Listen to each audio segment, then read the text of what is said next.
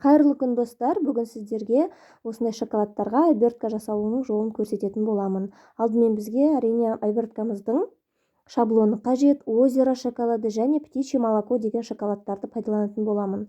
Онымен қоса қайшы, желім және двухсторонний скотчымыз қажет. Алдымен оберткамызды толығымен контур бойынша қиып аламыз. Шоколадымызды өлшеп аламыз оберткаға қалай келетіні, және жоғарғы төмен жақтағы қанатшаларын біз осылай қайырып жапсырып қоятын боламыз. Себебі олар бізде оберткамызды ораған кезде кедергі келтіретін болады.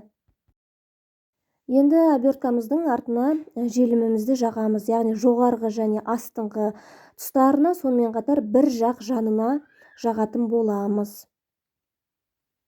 Оберткамызды қойып орап аламыз, және ораған кезде жоғарғы және төменгі жақтарын жапсырып тастамай тұрып, оны суреттердің барлығы дәл ортасына келетіндей айландырып көрсеңіздер, өзі жақсы қозғалып тұрады. Өздеріңіз ораған кезде байқайсыздар.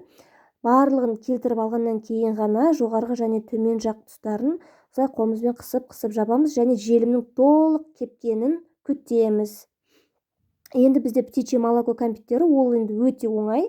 Птичье молоконың оберткаларын алып, екі жақ жанына жабыстырып аламыз да кәмпиттің сыртына орай саламыз. Яғни бұның ешбір қиындығы жоқ.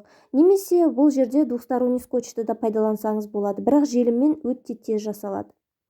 Енді кепкен үлкен шоколадымыздағы обертканың шет жақтарын мен әдемі болып тұру үшін осындай зигзаг формадағы қайшымен қиып тастаймын. Видеодан көрініп тұр деп ойлаймын сіздерге. Бірақ міндетті түрде оберткаңыздың шетіндегі желімі кепкен болуы қажет. Сіздер де жасап көріңіздер. Видеоны көргендеріңізге рахмет.